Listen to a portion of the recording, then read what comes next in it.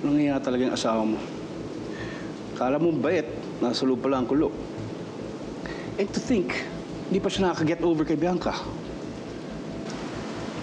Di pa nga. Ha? Eh bakit nang bababae siya? Nakahanap siya ng babae.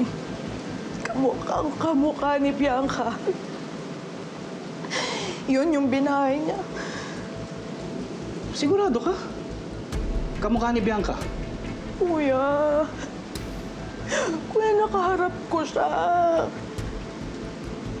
Nasampal ko, nasabunutan ko pa. Kuya, totoo siya. Parang nabuhay yung pagkatao ng Bianca dun sa katawan ng babae yun. Hindi kaya siya yung clone na hinahanap ko?